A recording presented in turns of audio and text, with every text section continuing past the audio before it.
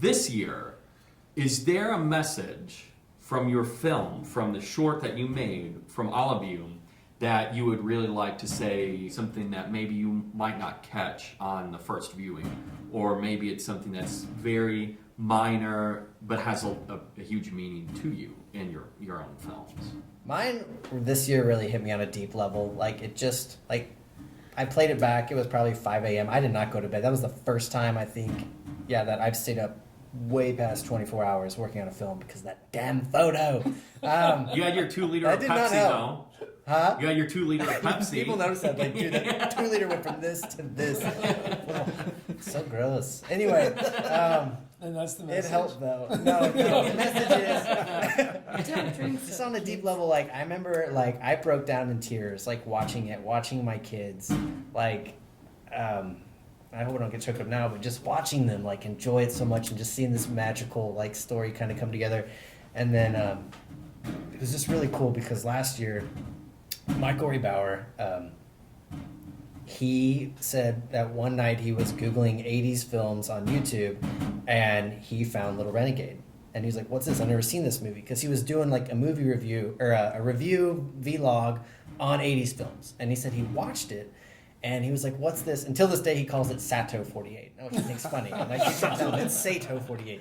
And it's just really special. I'm like, wow, like life can be so weird sometimes and just so magical because, you know, thinking back when I was a little kid watching him as Donkey Lips, he's iconic to me. I never thought that he would find my SATO48 film one day on YouTube and say, I want to be on your team one year. I mean, I think that's incredible. And then just to see my kids grow doing this too, and it's just so awesome. Ask me a question that's going to make me cry. Sorry. Oh, I'm coming to you. Okay. He's working it.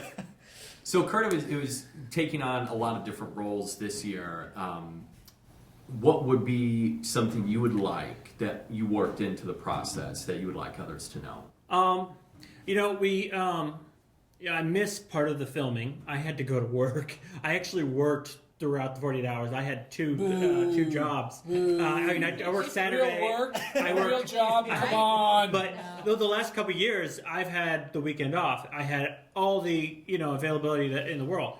This year, I worked Friday, Saturday, and Sunday night. Some of the best stuff was shot in a stoplight, and I couldn't cut away because all we had is the one shot at the stoplight, and everything else was driving. And all the cutaways were driving shots. But there was one line, she said something like that, we're going to have a family, and we want this, and we don't want this in our lives, kind of thing. And I don't know, it had nothing to do with this woman, but it had something to do with this character, and I really, really enjoyed that. And so I was like, I want to keep this in. And maybe no one actually remembers or cares, but I really enjoyed... she was probably just talking at this point. She was probably just filling in information because she's already said it 2 or 3 times, the main information. But there was just something about her. This is actually now she's expressing why she really wants to save this woman or stop this, mysterious man from killing again or anything. Is she wants to have a life with this guy. And that's when, bam, he just like, okay, we're going to go to Mesopotamia. Yeah. And the funny thing is, literally a second later after that cut, she says, the last line of the dialogue is before we cut away, she goes, Mesopotamia.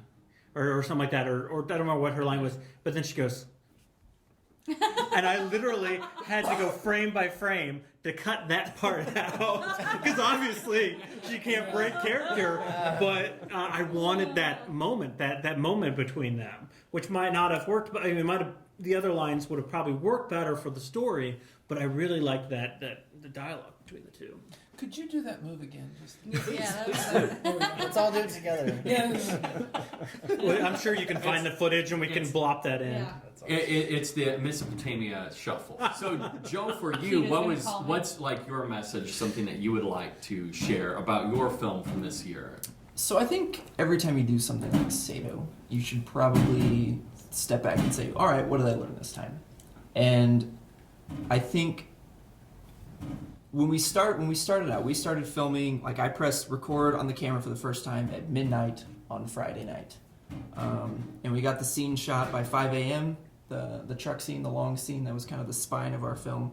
And I was in bed by 5:06, and I was really excited because we were so ahead. And then like the next day we just couldn't get people around until like 2 or 3 in the afternoon. I've had that before, yeah. This is my Way nightmare. Too late. Yeah. And so A few people aren't feeling well. yeah.